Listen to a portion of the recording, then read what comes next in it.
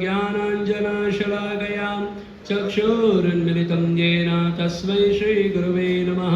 नमो विष्णुपादाय कृष्णपृष्ठाय भूतले श्रीमतेर्भक्तिवेदान्त स्वामिनिति नामिने। नमस्ते सारस्वती देवे गौरवाणी प्रचारणे निर्विशेष शून्यवादी पाश्चात्यदेशतारणे। जय श्री कृष्ण चैतन्य प्रभु नित्यानंदा श्री अद्वैत गदाधर शिवासदि गौरभक्तवृंदा। हरे कृष्णा कृष्णा कृष्णा हरे हरे, हरे राम राम राम हरे हरे। हरे कृष्णा। तो आइडियली कथा तभी करना चाहिए जब आपका मॉर्निंग प्रोग्राम अच्छा हो। जो लोग सुबह उठ के मंगला आरती करते हैं, सुबह उठ के 16 माला करते हैं, गुरु पूजा करते हैं, उन्हीं को अधिकार है व्यासपीठ पर बैठने का। तो आज मेरा प्रोग्राम मिस हो गया था, फिर भी मैं बैठा हूँ, तो आप लोग मुझे क्षमा कीजिएगा।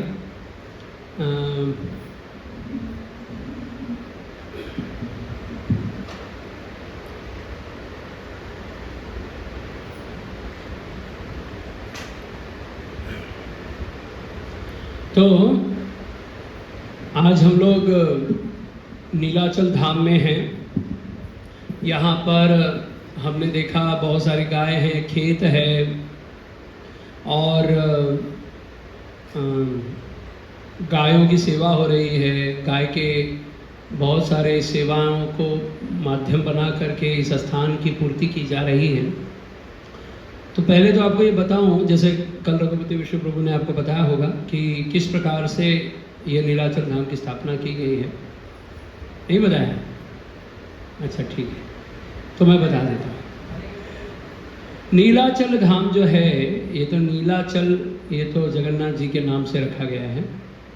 नीलाचल पर्वत की नीलाद्रि, यानी वहाँ के जो भगवान हैं उसी को नीलाचल धाम कहते हैं। वहीं पे जगन्नाथ जी प्राप्त हुए हमें। तो ये वर्णाश्रम धर्म की स्थापना प्रभुपाद जी करना चाहते थे। वर्ण और आश्रम कौन जानता है? हाथ उठाइए। माता में प्रभु में वर्णाश्रम किसे कहते हैं? हाँ, 1 2 3। बाकी लोग नहीं, पैसा लगेगा क्या? ठीक है, हाँ बताइए दक्ष श्याम।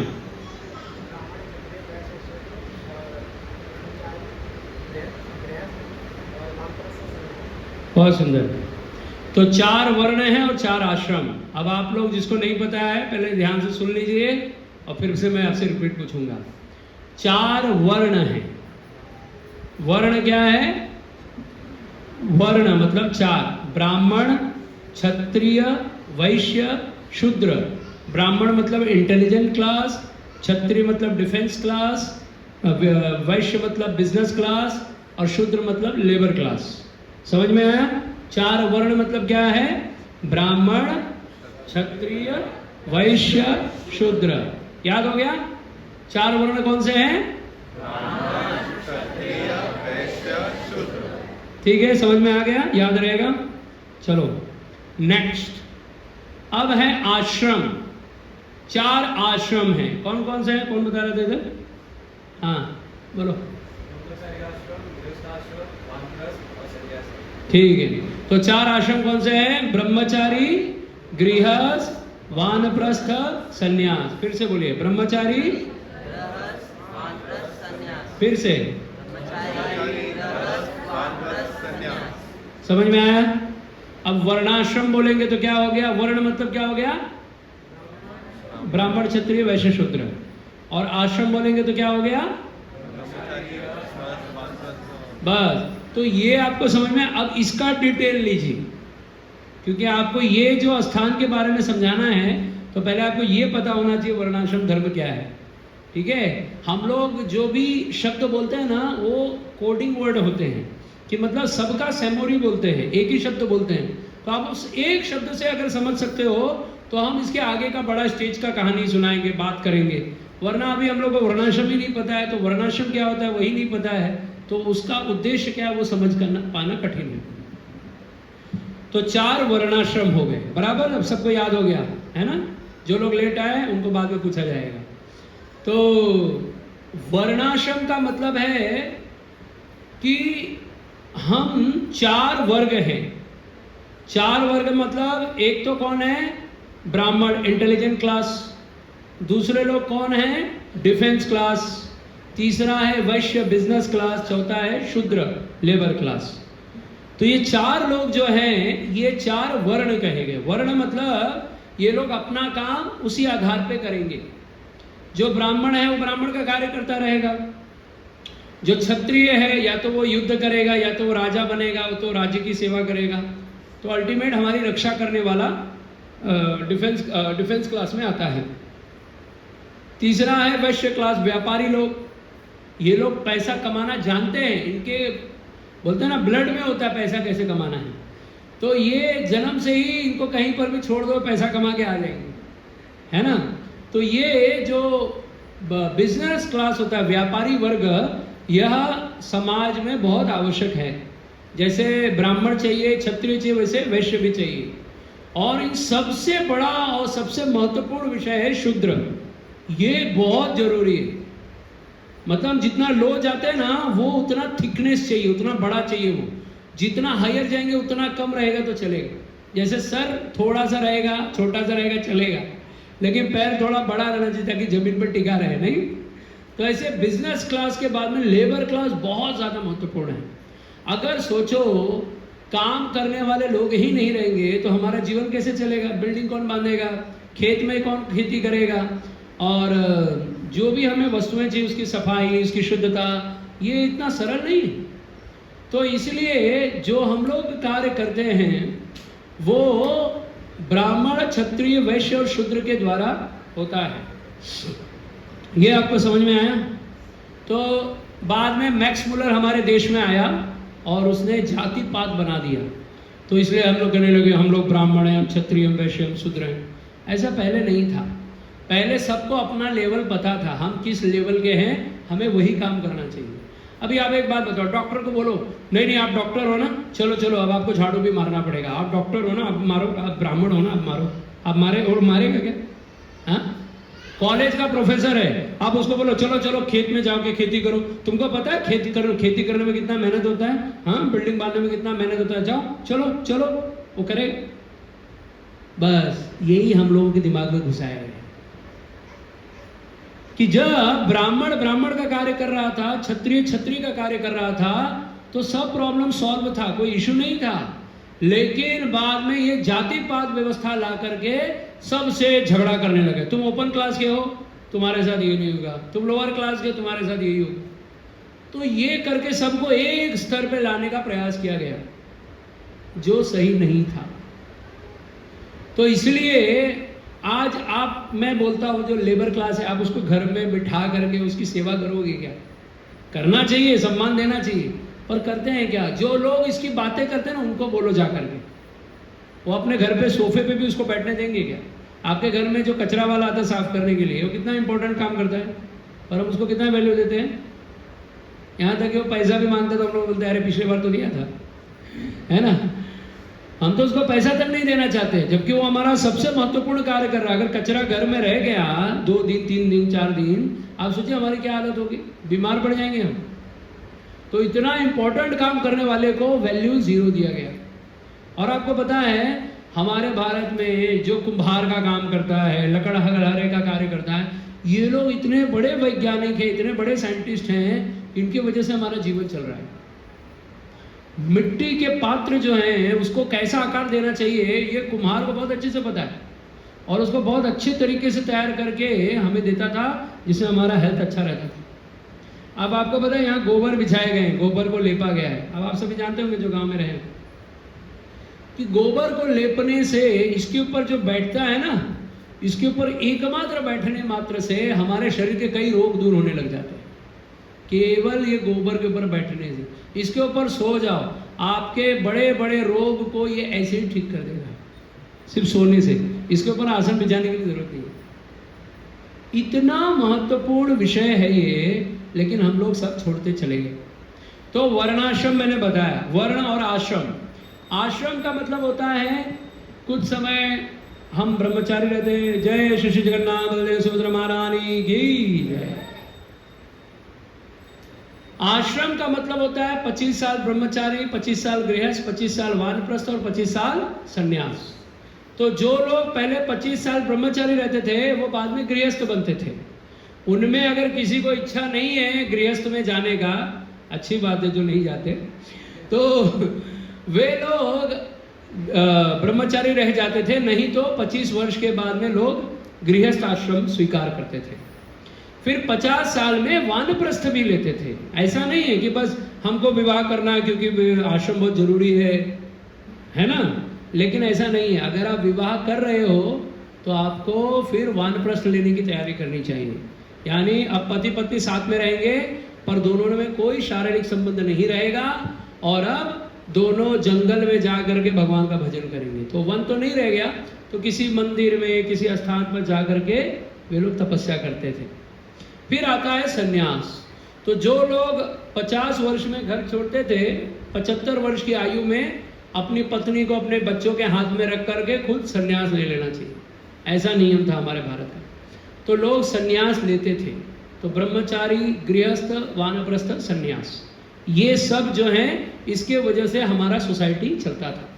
तो इसीलिए लोग समय पे विवाह करते थे, समय पे शिक्षा लेते थे, समय पर पैसा कमाते थे, समय पे सब कुछ छोड़ भी देते थे। ऐसा नहीं कि जिंदगी भर पैसा ही कमाना है। 50 साल के बाद पैसा नहीं कमाना है। 50 साल के बाद पैसा कमाने की इच्छा भी नहीं रखनी है। फिर वैसे ही हमारे जीवन में जो भी हमें आवश्यक वस्तुएं हैं, वो हमें जो चाहिए, वह सब हमें कब पाना है और कब त्यागना है, इसका भी विचार हमें होना चाहिए।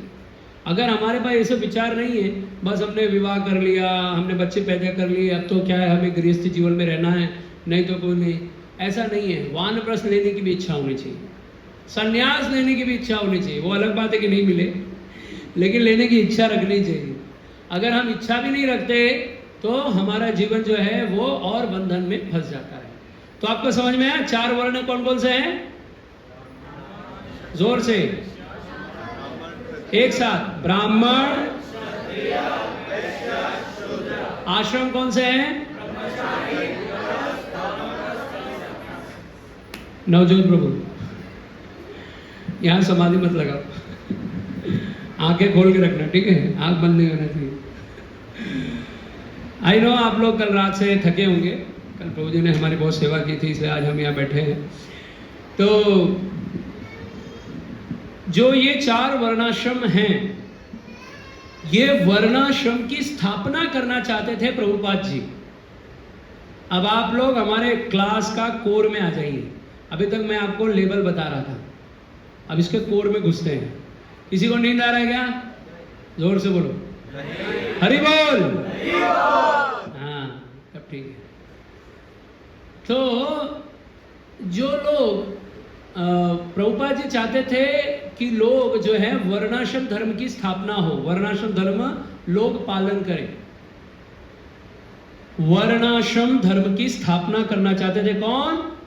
प्रभुपाद जी। क्यों? इसका आंसर कौन बताएगा? चलो जो मन में आता है बोलो। अभी तो समझ में आया वर्णाश्रम क्या है? ब्रह्मचारी, गृहस्थ, वानप्रस्थ, सन्यास, ब्राह्मण, क्षत्रिय, वैश्य, शूद्र। तो ये तो ऑलरेडी है सोसाइटी में, तो प्रभुपाद जी अलग से क्यों चाहते थे? ये इसकी क्या जरूरत है? कोई समझा सकता है? कोई बता सकता है? कुछ पढ़ा होगा कभी कुछ तो बोलो बोलो, जोर से बोलो। प्रैक्टिस कृष्णा कॉन्शियसनेस, बहुत सुंदर। Back home, back to God है। और कोई नहीं, सब भोले भाले लोग बैठे हैं, ठीक है? यहाँ जो पढ़ाओगे सब पढ़ लेंगे। हाँ, वाह, वेरी नाइस।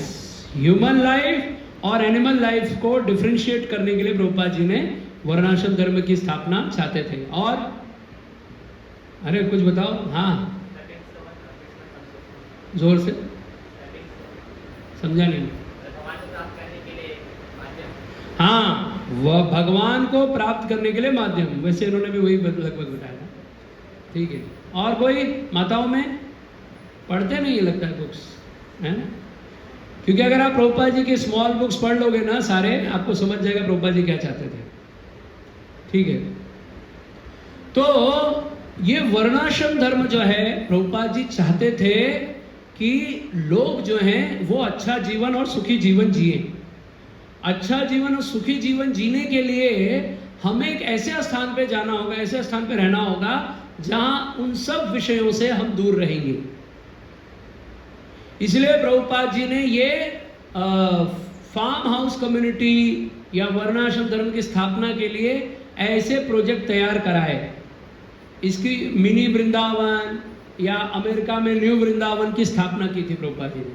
अमेरिका अगर आप जाएंगे कभी तो आप वहां देखेंगे न्यू वृंदावन है, न्यू जर्सी में ना प्रभु। हाँ ठीक है। तो इस प्रकार जो प्रभुपाद जी फार्म कम्युनिटी चाहते थे। फार्म कम्युनिटी का मतलब फार्म हाउस नहीं, फार्म कम्युनिटी का मतलब होता है कि एक व्यक्ति खेती करे और गाय के ऊपर निर्भर रहे और भगवान का भजन करे और भगवत धाम जाए। जीवन जीने के लिए क्या क्या चाहिए? थोड़ा सा एक घर चाहिए, कपड़ा चाहिए, भोजन चाहिए और भक्ति करना है, बस। और क्या चाहिए हमें? पर आज का जो सोसाइटी है वो इन सबसे ऊपर चला गया है। पहले हम लोग बोलते थे सिंपल लिविंग हाई थिंकिंग, यानी नॉर्मल कम खर्चे कम चीज़ों में हमारा गुजारा हो जाए, उसको सिंपल लिविंग कहते हैं। और हाई थिंकिंग का मतलब होता था कि कैसे समाज का कल्याण हो, कैसे लोग भगवान की भक्ति करें, कैसे लोगों का उद्धार हो। मतलब अपना उद्धार की बातें में नहीं सोच रहे, दूसरों का उद्धार कैसे करें, उसके लिए अपने लिए तपस्या करते थे, अपनी सेवाएं कम लेते थे, दूसरों की सेवाएं ज़्यादा करते थे। तो इसलिए कहते हैं इसको सिंपल लिविंग हाई थिंकिंग। अभी क्या हो गया, इसका उल्टा हो गया, high living simple thinking. High living क्या है? एक करोड़ों के घर में रहना है, फिर उसका मेंटेनेंस आता है महीने का, वो भरना है, फिर लाइट बिल आता है वो भरना है, फिर उसके बाद में हमारे खर्चे, क्योंकि हम करोड़ों के घर में रहते हैं तो हमारे खर्चे वैसे होने चाहिए। और ऐसे कर करके अपने आप का अपना पूरा जीवन जो है सिर्फ पैसे कमाना है, पैसे कमाना और पैसे कमाना, और कोई लाइफ ही नहीं है हमारी। पैसा मिलेगा तब तो लाइफ चलेगी, पैसा नहीं है तो लाइफ नहीं चलेगी, बात तो सत्य है। लेकिन अब उसके आगे लोग चले गए कि ये लग्जरी में है क्या, नहीं तो कैसे चलेगा लाइफ, ये लग्जरी नहीं है, नहीं चलेगा लाइफ, ऐसा हो। तो वर्तमान में ऐसी स्थिति हो गई है कि हाई लिविंग के रहने के चक्कर में थिंकिंग जो है बहुत सिंपल रह गई, बस इतना ही सोचते हैं मैं सुखी हो जाऊं, बस बाकी जाने। तो ये जो प्रभुपाद जी चाहते थे आपको यहाँ पर लेके आने का जो उद्देश्य है वो यही है कि आपको ये पता चले कि सिंपल लाइफ जिया जा सकता है। हमारे एक महाराज हैं, हिज होलीनेस भक्ति रसामृत स्वामी महाराज, वो कहते हैं कि भक्तों को, जो लोग भक्त हैं वो लोग अगर ब्राह्मण नहीं बन सकते, ब्राह्मण बन के जीवन नहीं यापन कर सकते, तो कम से कम क्षत्रिय बन के जीवन यापन करना चाहिए। अगर वो भी नहीं कर सकते तो वैश्य बन करके जीवन यापन करना चाहिए। लेकिन शूद्र तो मत बनो, कम से कम शूद्र बन के जीवन मत जियो। शूद्र का मतलब क्या है? बस सेवा करते रहो, सेवा करते रहो। सेवा भगवान की करनी चाहिए, लेकिन हम भगवान की सेवा छोड़ करके बॉस की सेवा में लगे रहते हैं। तो कम से कम जो ब्राह्मण है, क्षत्रिय, वैश्य हैं, ये लोग कम से कम भगवान की सेवा में लगे तो रहते हैं। ये इनके प्रकार है कुछ तो भगवान की सेवा करते हैं। लेकिन जो लोअर क्लास बोलते हैं, लेबर क्लास भी नहीं, शूद्र वर्ण से भी गए गुजरे हम, तो वो लोग बस दिन रात एक ही चीज़ में लगे कि कैसे मेरा बॉस खुश हो जाए, मुझे प्रमोशन दे दे, मेरा कंपनी में ये नाम हो जाए, मेरा ऐसा हो जाए, मेरा सैलरी बढ़ जाए, बस एक ही लाइन। इसको कहते हैं सिंपल लिविंग, सिंपल थिंकिंग। तो ये जो यहाँ पर गौ माता है ये हमारा धन है, गाय ही हमारा धन है। हमारे आज से 60-70 साल पहले, 100 साल पहले गायों को ही धन माना जाता था। मतलब अगर आपके पास 10 गाय है, मतलब आप 1000 पति हो, आपके पास 100 गाय है, 1000 गाय मतलब लखपति हो, आपके पास 1000 गाय, 10,000 गाय मतलब आप करोड़पति हो, ऐसा माना जाता था। इतना वैल्यू था आदमी का गायों से। गाय और बैल, गाय हमारी माँ है और बैल हमारे पिता हैं, ठीक है। तो इसलिए गाय को हमारे शास्त्रों में 7 माताएं कही गई। किसको पता है 7 माता कौन है? नाम बता सकता है कोई? हाँ माता जी बोलिए। अरे धीरे से बोलो। गुरु माँ, धरती माता 2, हाँ 3, खुद की माँ 4, वाह 5, और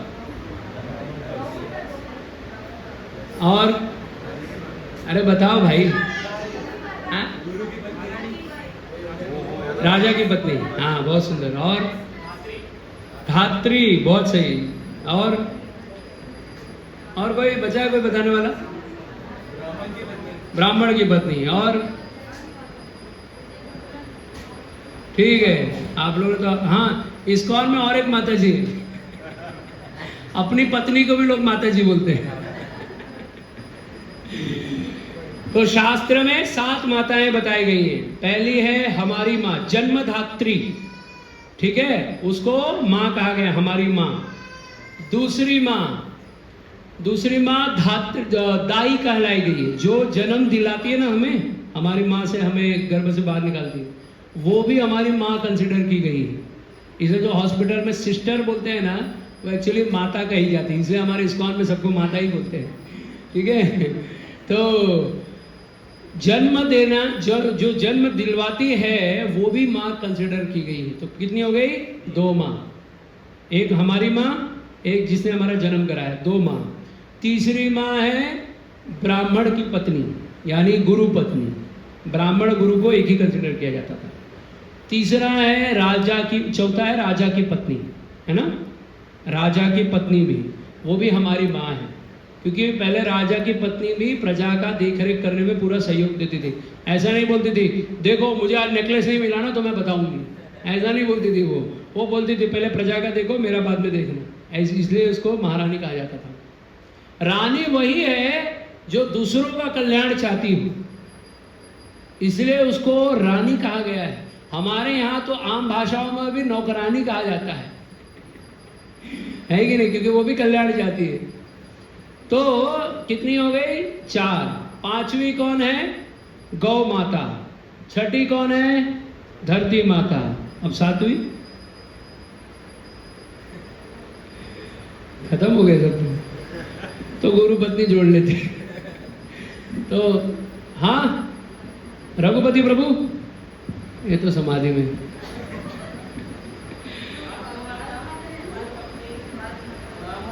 हाँ और किसकी हुई? हाँ अच्छा, ब्राह्मण की पत्नी मैंने एक कर दिया था, वही अलग है, बराबर। हाँ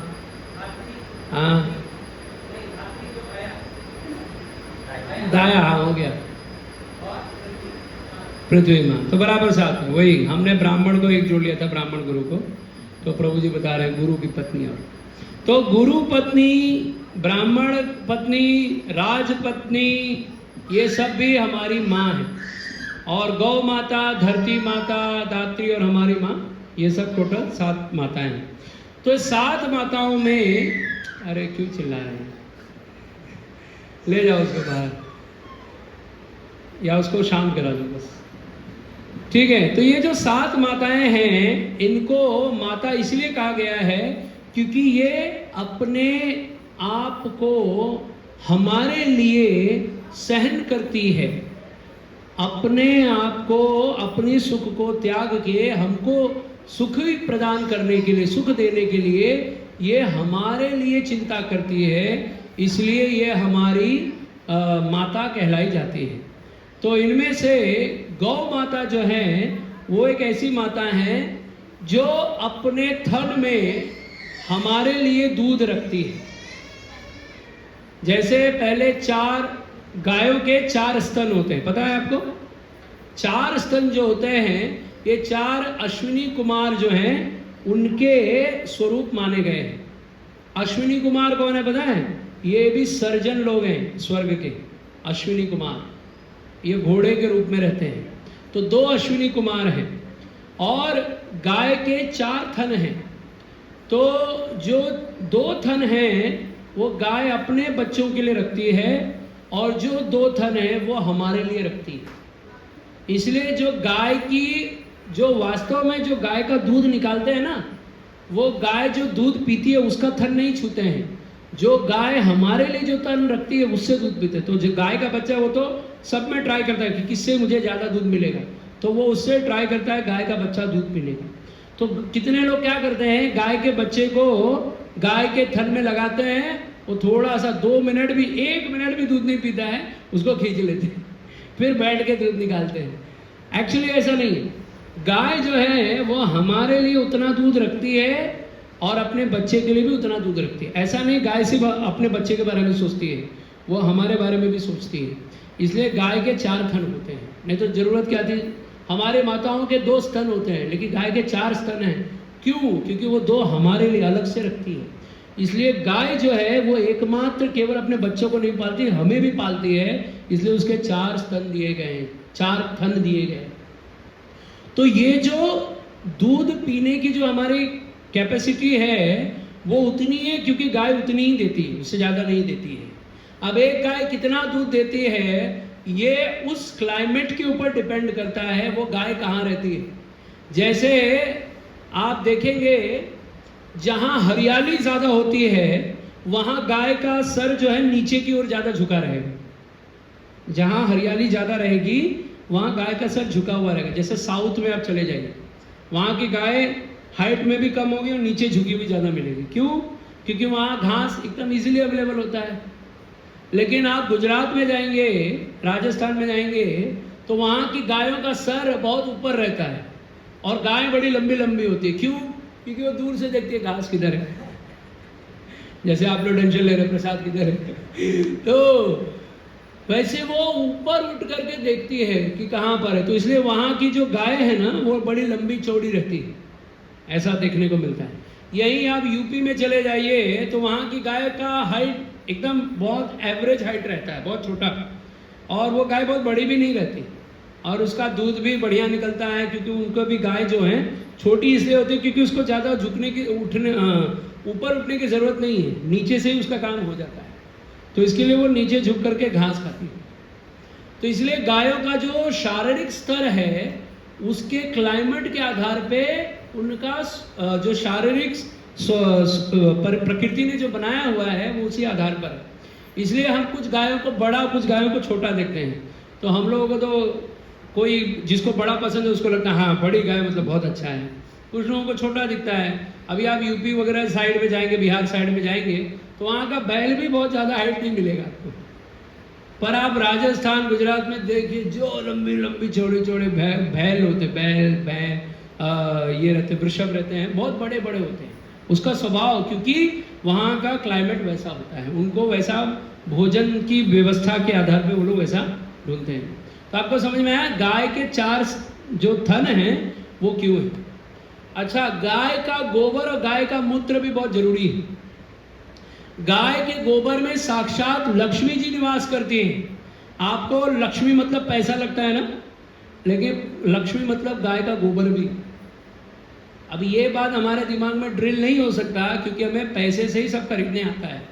और आपको पता है गाय के गोबर से क्या क्या फायदे होते हैं, चलो आपको सुनाता हूँ। पहले बात तो आप सुनिए गाय के गोबर में लक्ष्मी जी आई कैसे। तो हुआ एक कथा है ऐसा कि एक बार समुद्र मंथन जब हो रहा था तो समुद्र मंथन से सुरभि नामक गौ माता प्रकट हुई। तो जब सुरभि प्रकट हुई तो सुरभि ने देखा जैसे ही वो प्रकट हुई उनके अंदर सारे 33 करोड़ देवी देवता उनके शरीर में बैठ गए।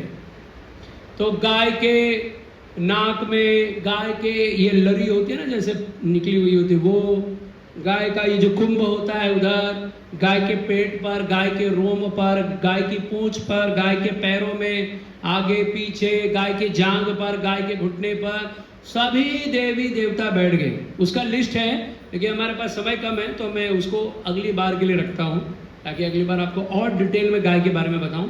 क्योंकि आज मैं चाहता हूँ आपको पहले ये पता चले गाय क्या है। तो गाय के अंदर 33 करोड़ देवी देवता निवास करते हैं। तो जब समुद्र मंथन हुआ 33 करोड़ देवी देवता बैठ गए, तो उसके बाद में गौ माता तो साइड में हो गई। फिर उसके अंत में आई लक्ष्मी जी प्रकट हुई।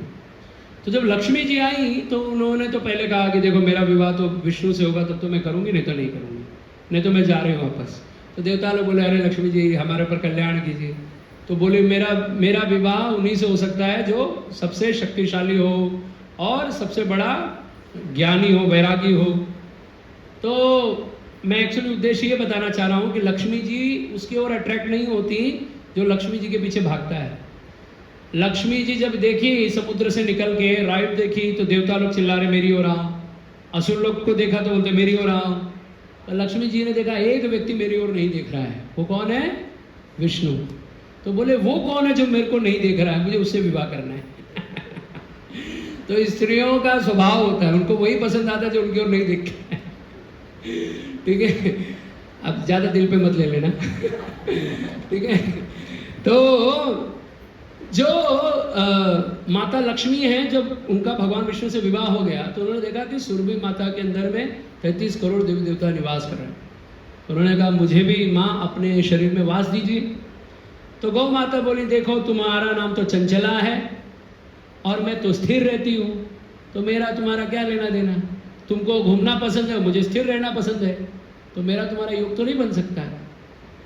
तो गौ माता को बहुत रिक्वेस्ट की माता लक्ष्मी कि प्लीज़ मुझे भी जगह दे दो, मेरा भी एक सीट कंफर्म कराओ। तो बट नहीं मान रही थी गौ माता, बोली नहीं नहीं आप जाओ, आप मेरे लेवल, मतलब मैं आपके लायक नहीं, ऐसा नम्रतावश बोल रही थी। तो माता लक्ष्मी ने बहुत सुना, लास्ट में बोलती हैं, अब स्त्रियों को आदत है थोड़ा टोंट मारने का, तो बोली कि हाँ तुम्हारे शरीर में तो 33 करोड़ देवता निवास करते, तो तुम्हें मेरी क्या आवश्यकता है। जब ऐसा बोला तो माता गौर समझ गई कि हाँ ठीक है, इनको वास्तव में मेरे शरीर में आने की बड़ी इच्छा है। तो उन्होंने बोला एक काम करो, आप मेरे गोबर में समा जाओ। तो लक्ष्मी जी प्रसन्न हो गई और गाय के गोबर में वास की। तो इसलिए गाय का जो गोबर है वो साक्षात लक्ष्मी जी ही है, कोई अंतर नहीं उसमें। अच्छा, अब गाय का जो मूत्र है वो कौन है? साक्षात गंगा जी हैं। अब हम लोग को कहा जाता है ना गंगा स्नान करो, कोई तीर्थ, जैसे एकादशी द्वादशी आता है तो गंगा स्नान करना चाहिए। जब ये अमावस्या पूर्णिमा आती है तो गंगा स्नान करना चाहिए। जब ग्रहण वगैरह होता है तो ग्रहण खत्म होने के बाद में फिर से स्नान करना चाहिए, तो गंगा स्नान करना चाहिए। अब गंगा जी कहाँ लेके आएंगे? तो इसलिए जो गाय का मूत्र है वो अगर हम पानी में डाल करके, अब तो हम गंगा जल में उठा लाते हैं, तो गाय का गोमूत्र या गंगा जल या दोनों को आप मिला करके फिर स्नान करते हैं तो आप पवित्र हो जाते हैं। आपको वैसे ही पुण्य जल में स्नान करने का लाभ मिलता है। इतना समझ में आया? तो ये गौ माता हैं जो बहुत हम सभी का कल्याण करते हैं। अब अगला, जो गाय के जो गोबर है उसका साइंटिफिक रीजन समझिए कि गाय के गोबर को हम लक्ष्मी क्यों बोल रहे हैं। गाय के गोबर से क्या क्या बन सकता है और क्या क्या हमारे प्रयोग में आता है, उसको ध्यान से सुनिए। अगर आप घर में गाय यानी गोबर जलाएंगे तो आपके घर में लक्ष्मी की कभी कमी नहीं होगी। जिसको पैसा चाहिए रोजगार में शुद्ध देसी गाय का गोबर जलाइए, लक्ष्मी आएगी। आपको पता है गोबर शब्द का अर्थ क्या है? गोवर, गोवर, उसी को गोवर बोलते हैं। तो गोवर ना बोलते गोबर बोलते हैं, ठीक है? तो हम लोग दिमाग में बोलते हैं ना, दिमाग में गोबर भरा है, तो वो गोवर है। गोवर का मतलब होता है गाय का वर है, गाय का वरदान है। तो गाय का जो गोबर है ये हमारे लिए बहुत कल्याणकारी है। दूसरा है, गाय के गोबर को जलाने से लक्ष्मी की प्राप्ति होती है। गाय के गोबर पर अगर देसी घी थोड़ा सा और शुद्ध कपूर, भीमसेनी कपूर को जला दिया जाए तो उससे 100 टन ऑक्सीजन पैदा होता है, जो हमारे एनवायरनमेंट को शुद्ध करता है। आज हर कोई कार में बैठता है, हर कोई एसी चला रहा है, तो हम क्या कर रहे हैं? प्रकृति को बिगाड़ रहे हैं, डिस्टर्ब कर रहे हैं। पर अगर हम गाय के गोबर को जलाते रहेंगे उसमें देसी घी डाल करके, और कपूर डाल करके, तो उससे बहुत ऑक्सीजन पैदा होती है जिससे वातावरण शुद्ध होता है। गाय का गोबर जहाँ जलता है वहाँ रेडिएशन काम नहीं करता है, वहाँ पे रेडिएशन काम नहीं करता। अगर कभी न्यूक्लियर अटैक हो गया, परमाणु बम का हमला हो गया, तो जहाँ प्रतिदिन गाय के गोबर जलते हैं उन घरों में उसका प्रभाव नहीं होता। इंदौर का एक केस हुआ था, राइट, उसमें पूरे इंदौर में गैस लीकेज हो गया था, गैस फट गया था। कहाँ पर? भोपाल, सॉरी भोपाल, मध्य प्रदेश में।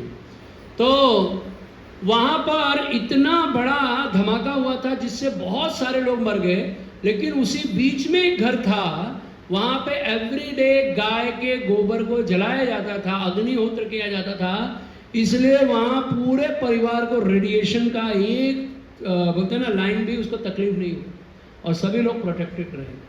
तो इसलिए जो गाय का जो गोबर है वो हमें रेडिएशन से, अभी आपको पता है ये मोबाइल क्या है, इतना बड़ा रेडिएशन है। आप अगर मोबाइल को ना आधा घंटा हाथ में पकड़ के रखो, आपका हाथ दुखने लग जाएगा, होता है वो उसके वजन से नहीं दुखता है हाथ, एक्चुअली वो रेडिएशन की वजह से हमारा हाथ कमजोर होता है। लेकिन वही आप गाय के गोबर को ऐसा हाथ में पकड़ के रखो ना, आपका हाथ और मजबूत होता चला जाएगा। केवल आधे घंटे पकड़ के रखो, देखो आपको एकदम हेल्दी फीलिंग होगी। ये गाय के गोबर की विशेषता है। गाय के गोबर से खेती की जाती है। अभी बहुत सारे लोग ये सब स्टार्ट किए हैं, बीच में बंद हो गया था हमारे भारतवर्ष में, और यूरिया से खेती करने लगे, पर गाय के गोबर से भी खेती होती है। उसके अलावा गाय का जो गोबर है वो, उससे साबुन हम लोग अभी बनाने लगे, गाय के दंत मंजन बनाने लगे। तो जो लोग गाय के प्रोडक्ट यूज करेंगे तो उनको क्या होगा, गाय से लाभ मिलेगा। तो आज के समय में जो गाय का जो गोबर है वो बहुत महत्वपूर्ण है।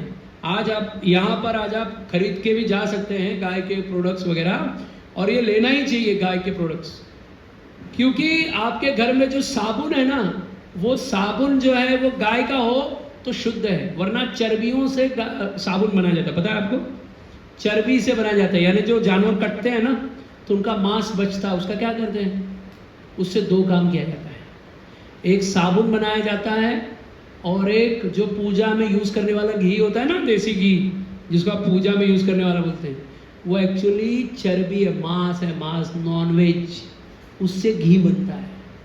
वरना आप सोचो, हम यहाँ पर घी 3000 रुपये किलो बेच रहे हैं और वो घी 300 रुपये किलो मिलता है। क्यों, ऐसा क्या फर्क है उसमें? और उसमें तेल भी नहीं है, वो डायरेक्ट मांस है, नॉनवेज है, नॉनवेज। और हम लोग पूजा के लिए यूज करते हैं। क्या है ना, वो भगवान वाला घी है, वो उसको हम हाथ नहीं लगाते हैं। वो कभी आप खा के देखो, आप बीमार हो जाओगे। तो भगवान को ऑफर करना है तो शुद्ध गाय का घी से भगवान का दिया जलाना चाहिए, शुद्ध गाय के घी को भगवान को ऑफर करना चाहिए। यहाँ तक कि हम लोग जो यज्ञ करते हैं उसमें भी गाय का शुद्ध घी प्रयोग करने से वह यज्ञ सफल होता है, देवता वो आहुति स्वीकार करते हैं। अगर आप नकली घी प्रयोग करते हैं तो देवता भी स्वीकार नहीं करते। अभी कुछ नहीं तो विवाह संस्कार तो होंगे हमारे, कभी हम घर खरीदेंगे तो हम घर में पूजा वूजा करते हैं, तो पूजा में भी शुद्ध घी ही प्रयोग करना चाहिए, तो ही देवता स्वीकार करते हैं, अदरवाइज नहीं करते। ठीक है। उसके अलावा गाय का जो हम लोग बोलते हैं ना पंचामृत, तो पंचामृत और पंचगव्य होते हैं। तो गाय का दूध, गाय का दही, गाय का घी, गाय का मूत्र, गाय का गोबर, इसको क्या बोलते हैं, पंचगव्य। क्या बोलते हैं, वापस बोलिए। पहला गाय का दूध, दूसरा, तीसरा, चौथा, हाँ पांचवा गोमूत्र। ठीक है। तो इस प्रकार ये पंचगव्य से इसको पंचामृत भी कहा जाता है। इससे हमारे शरीर में अनेकों रोग दूर हो जाते हैं। गाय के घी के तो इतने सारे फायदे हैं, आपको क्या बताऊं। गाय का घी अगर आप नस्य करते हैं, नाक में डाल करके सोते हैं, तो जिसको माइग्रेन का इश्यू है खत्म हो जाएगा, कोई मेडिसिन लेने की जरूरत नहीं। गाय के घी से अगर आप सर पे लगाते हो तो आपके सर में बहुत सारे जो कीटाणु वगैरह, डैंड्रफ वगैरह होते हैं ना, वो सब नष्ट होते हैं। गाय के तेल गाय का जो मालिश होता है घुटनों पर, जिसको घुटने का दर्द होता है ना, वो गाय का ऊपर मालिश किया जाए, या गाय के दूध में 1 चम्मच घी मिला के उसको खूब फेंट के खड़े होकर के पीने से वो जो घुटने हैं, पैर के जो दर्द होते हैं वो चले जाते हैं। ऐसे तो खड़े होकर पानी नहीं पीना चाहिए, लेकिन केवल एक ही चीज़ है जो खड़े होकर पिया जा सकता है, वो है गाय का दूध, वो भी तब जब उसमें घी मिला के पिया जाता है तब। उसके अलावा गाय का दही बहुत व्यक्तिगत रूप से हमारे बहुत काम आता है। जैसे किसी को बहुत कमजोरी फीलिंग होती है, वो दही खाए या छाछ पिए तो बहुत उत्तम है। और आपको पता है छाछ कब पीना चाहिए? छाछ भी पीने का समय बताया गया है, सुबह सुबह सूर्योदय से पहले छाछ पीना चाहिए। सुबह सुबह अगर आप छाछ पीते हो, आपको पता है छाछ सुबह पीने के लिए क्यों बताया गया है? क्योंकि मक्खन कब निकाला जाता है? सुबह, है ना। एकदा यशोदा, है ना, भागवत में है, एकदा यशोदानंद गई, श्लोक भूल गया मैं। तो एक बार यशोदा मैया सुबह सुबह क्या कर रही है? दही मथ रही थी। एक्चुअली दही को मथने से जो छाछ निकलता है, उसी छाछ को पीने से हमारे अंदर बहुत सारे जो रोग होते हैं उसको भी दूर करता है। कहते हैं 80 प्रकार के रोग दूर हो जाते केवल छाछ पीने से। इतना सारा लाभ है गाय के दूध, गाय के गोबर, गाय के मूत्र, गाय का घी, गाय का गोबर, सबसे लाभ ही लाभ है, हानि कुछ है ही नहीं। तो इसलिए गाय जहाँ रहती है वहाँ 33 करोड़ देवी देवता निवास करते हैं। जो लोग गाय के ऊपर हाथ फेरते हैं उनको कभी लकवा नहीं मारेगा। जो लोग गाय के परिक्रमा करते हैं वो समझ लो उन्होंने चारों धामों की परिक्रमा कर ली। और जो लोग गाय के नीचे से निकल जाते हैं, समझ लो उनका सारा पाप का अकाउंट क्लियर हो गया। ठीक है, तो आज आपके पास ये सब सौभाग्य है, आप गाय की परिक्रमा कर सकते हो, गाय के नीचे से जा सकते हो, अगर गाय अलाउ करेगी तो। गाय उसी को अलाउड करती है जिसका पाप सच में उसको नाश करना है। वो जैसे हम कैसे गुरु के चरणों में गिरते हैं तो गुरु हमारे पाप नष्ट करते हैं, वैसे ही गौ माता भी, अगर हम उसकी परिक्रमा करके उसके नीचे से निकलते हैं और वो अगर अलाउ कर देती है, आप आराम से निकल जाओगे, तो कोई चिंता नहीं। तो एक बार मैं भी ऐसा कोशिश कर रहा था तो गाय घबरा गई। अब घबरा गई तो जैसे मैं आधा अंदर घुस ही रहा था, उतने में वो उछड़ के उसने एक लात मार दिया। तो मैं बोला अरे मैं कितना पापी हूँ, गाय भी मुझे स्वीकार नहीं कर रही है। तो एक बार एक बड़े शुद्ध भक्त हैं हमारे कमल लोचन प्रभु मंदिर के, तो वो एक बार कथा में बोल रहे थे कि गाय अगर किसी को लात मारे तो उसका भाग्य बदल जाता है। और सच में उसके बाद से मेरा भाग्य बदला है। तो गाय अगर किसी को लात मारे तो मतलब उसका जीवन में बहुत बड़ा भाग्य का उदय होने वाला है। और ये बहुत रेयरली होता है, क्योंकि गाय जल्दी लात किसी को नहीं मारती है। हाँ, अनलेस अनटिल आप उसको परेशान ना करो तो ठीक है। तो ऐसे अनायास अगर आपको गाय का लात लग जाए ना, तो आपका भाग्य में बड़ा आनंद होने वाला। मतलब गाय की मार से भी फायदा है। आप सोचिए कितना बड़ा सुख है हमारे संसार में। तो इसलिए हमारी जो गौ माता है वो हर प्रकार से एकमात्र हमें लाभ ही देगी, लाभ ही देगी, लाभ ही देगी, और 1% भी हानि नहीं देगी। पर दुर्भाग्य हमारा समाज, आज हमारी गाय प्लास्टिक खा रही है, कचरा खा रही है और हम लोग देख रहे हैं। अगर गाय को पता है, अगर हमें अपने आप को प्रसन्न करना है ना, तो कृष्ण की सेवा करनी चाहिए। अगर स्वयं इंद्रियों को प्रसन्न करना चाहते हो, स्वयं की इंद्रियों को प्रसन्न करना चाहते हो, तो कृष्ण की सेवा करो। लेकिन अगर कृष्ण को प्रसन्न करना चाहते हो तो गाय की सेवा करो। ठीक है, तो इसलिए अगर गाय माता की सेवा करते हैं ना तो भगवान प्रसन्न होते हैं। चारों वेद इसके विषय में बोलते हैं।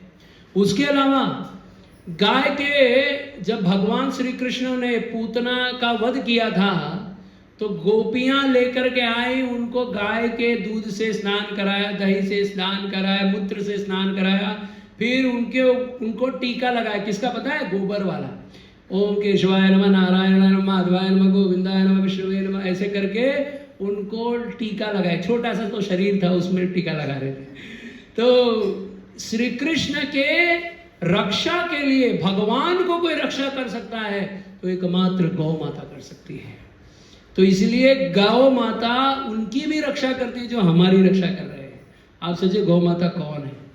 और जो गाय को देख के प्रणाम करता है उसके जीवन में पुण्य उदय होता है, लेकिन जो गाय को देख के कभी प्रणाम नहीं करता, गाय को देख के छूता नहीं, गाय को देख के मन से भी प्रणाम नहीं करता, उसके जीवन में दुर्भाग्य आने से उसको कोई रोक नहीं पाएगा।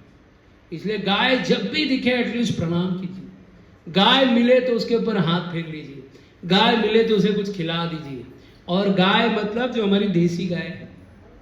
तो अंग्रेजों ने क्या किया, इंडिया में लोग बहुत गाय गाय करते हैं, तो लोगों ने बोला दिस गाय, ओके।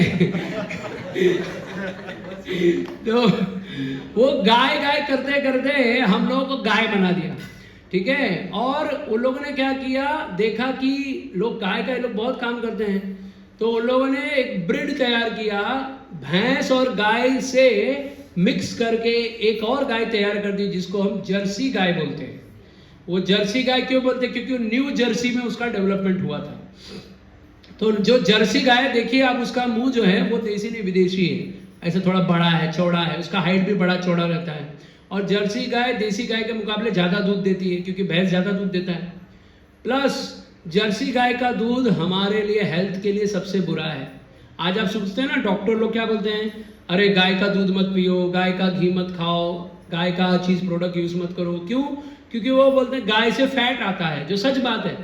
अगर आप भैंस का दूध पीते हो, भैंस का घी खाते हो, भैंस का कोई भी वस्तु प्रयोग करते हो, तो उससे फैट तैयार होता है जो कोलेस्ट्रॉल वगैरह बढ़ाता है। तो ये जो मार्केट में दूध मिलता है, अगर वो कम से कम जर्सी गाय का दूध मिले तो भी ठीक है, अब तो वो भी नहीं मिल रहा है।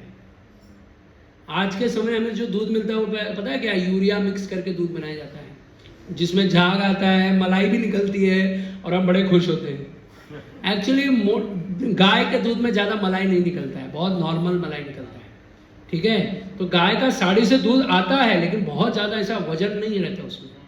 तो हम लोगों को जो गाय का जो दूध है ना, वो पीने से हमारी मस्तिष्क ज़्यादा शक्तिशाली होती है, क्योंकि गाय के जो दूध होते हैं उसके सेल्स जो होते हैं वो हमारे ब्रेन को तैयार करते हैं। इसलिए हमारे भारत में लोग बहुत बुद्धिमान हुआ करते थे, क्योंकि लोग गाय का दूध पीते थे।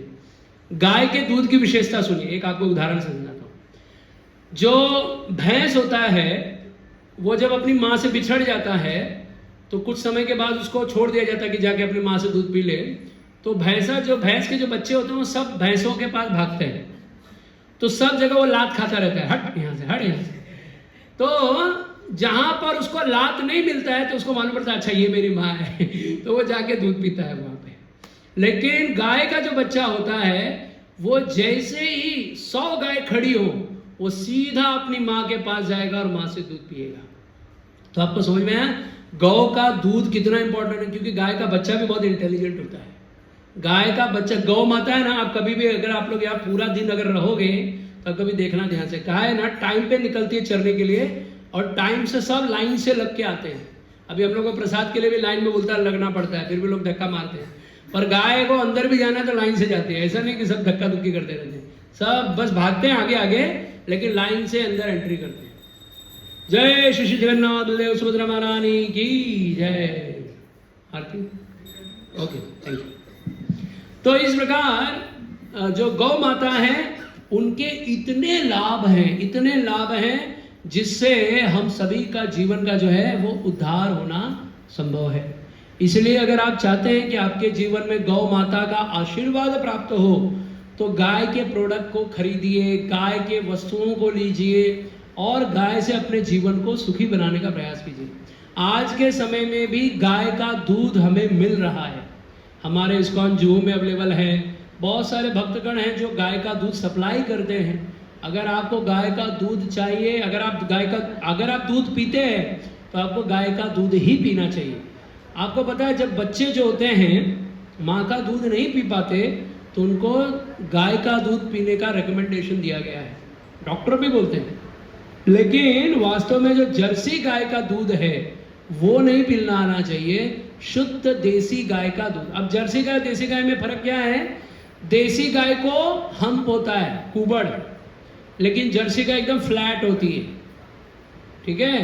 तो जो लोग फ्लैट रहते हैं, फ्लैट में रहते हैं, वो फ्लैट ही रह जाते हैं, समझे। जर्सी गाय का ऐसा खूब उबड़ ऐसा दिख रहे हैं ना, हम पे आप देखेंगे, अभी देखा भी आप लोगों ने। तो वो जो हम्प होता है उसको सूर्य नाड़ी कहते हैं। और उस सूर्य नाड़ी में का मतलब क्या है, जो सूर्य से जो प्रकाश निकलता है वो उसको वहां से सोखती है, उसमें से अब्जॉर्ब करती है। और गाय जो है जो दूध बनाती है वो घास खा के उससे उसके नाकों के यहाँ से नसें होती हैं, वह रस बना करके यहाँ से कुबड़ से लेकर के थनों में जाता है उसका। और वही दूध रस का दूध है, इसलिए दूध पतला होता है। गाय खून से दूध नहीं बनाती, अपने रसों से दूध बनाती है, इसलिए गाय का दूध वेजिटेरियन है। भैंस का दूध अगर कोई बोलता है तो नॉन वेजिटेरियन, तो एक बार स्वीकार किया जा सकता है, क्योंकि ब्लड से बनता है। जैसे माँ का दूध ब्लड से बनता है, ऐसे भैंस का दूध भी ब्लड से बनता है। लेकिन गाय का दूध ब्लड से नहीं बनता है, रसों से बनता है। इसलिए गाय का दूध पूजा में प्रयोग करने योग्य है। लेकिन अगर भैंस का दूध प्रयोग कर रहे हो तो वो प्रयोग करने योग्य नहीं। कभी हमने सुना है माँ का दूध लेके आओ क्योंकि वो पूजा में प्रयोग करना, हम लोग बोलते हैं नहीं। क्यों? क्योंकि माँ का दूध शुद्ध नहीं, वो सिर्फ बच्चे के लिए अच्छा है, सबके लिए नहीं काम आएगा। लेकिन गौ माता का दूध हर जगह के लिए प्रयोग होता है, भैंस का दूध हर जगह के लिए प्रयोग नहीं होता। इसलिए गाय का पंचामृत हो, गाय का दूध, दही, घी, गोबर, गोमूत्र शुद्ध होना चाहिए।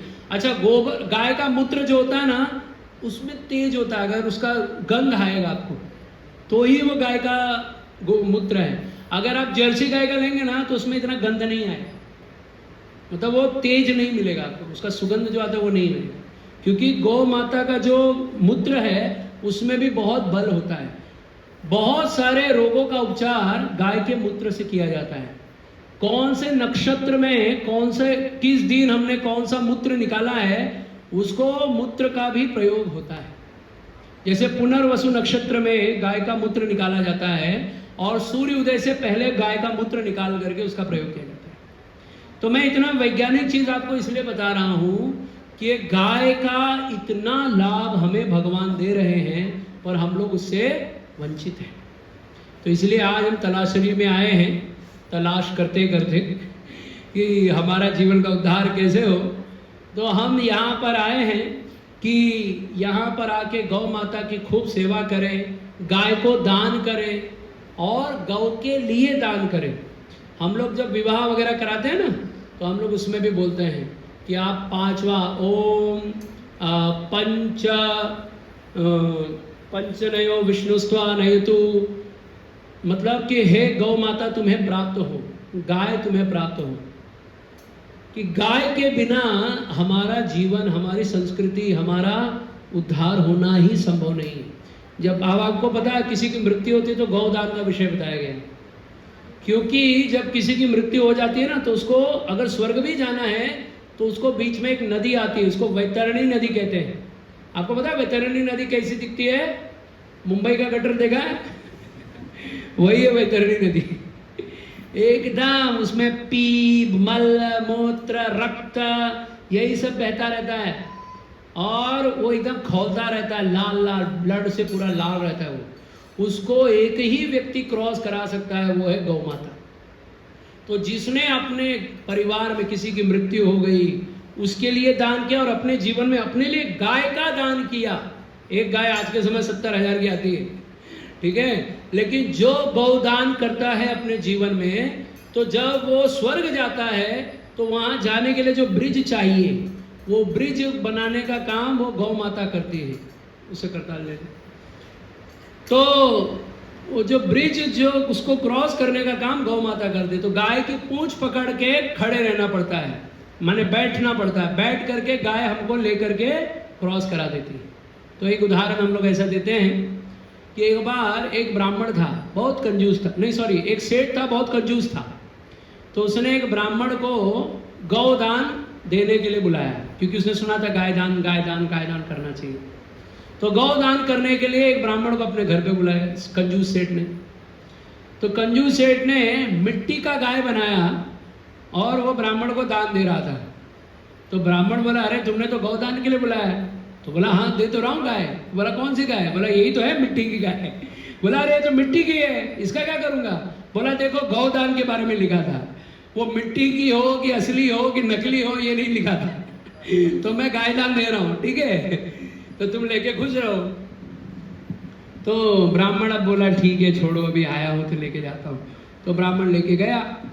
तो ब्राह्मणी ने कहा कि महाराज हम, अरे वो सेठ की जो पत्नी थी उसने बोला महाराज वो जो गाय है ना उसको आप जरा पानी में डाल के रखिएगा ताकि वो हमारी गाय ये हो सके वहाँ और प्रसन्न हो जाए आपके यहाँ पर। ब्राह्मण बोला गाय को पानी में कैसे डालूं, उसको तो डालना नहीं चाहिए।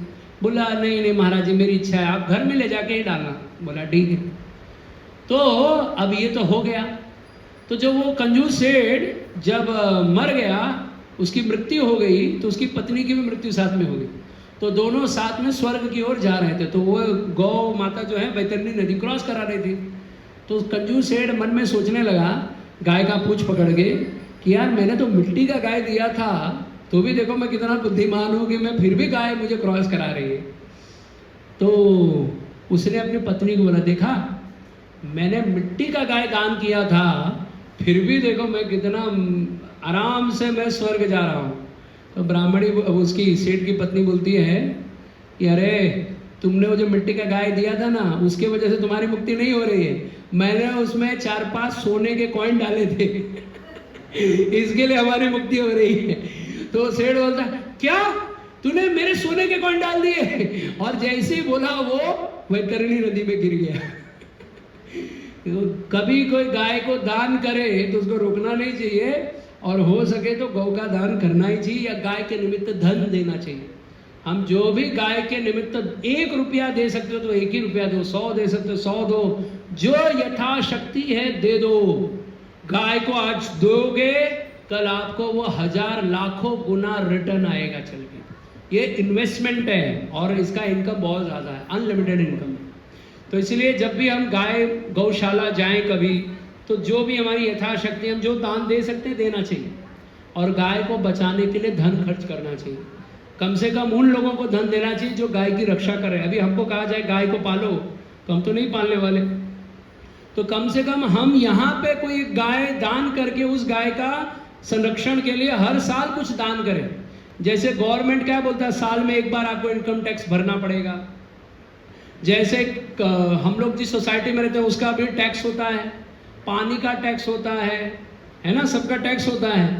तो लेकिन वैसे ही एक टैक्स है, और वो टैक्स क्या है, गौ माता की अगर हम सेवा करते हैं, उनके निमित्त हर साल दान करते हैं, तो गाय की कृपा से हमारा जीवन भी शुद्ध होता है। ठीक है, तो चलो 12:30 बज गए। कितने लोगों से आवाज आ रही है बस करो प्रभु जी, बस करो प्रभु जी। क्या आप तो सो रहे हो? सुनना है? कितने लोगों को नहीं सुनना है? ठीक है, हमारे चीफ और कमांडर का ऑर्डर आ गया। ओके, तो चलिए अब हम गौ माता के लिए एक बार प्रार्थना कर लेते हैं, और उसके बाद में हम आरती करते गए समापन करते हैं। चलिए आइए आज गौ माता के लिए हम सभी प्रार्थना करेंगे।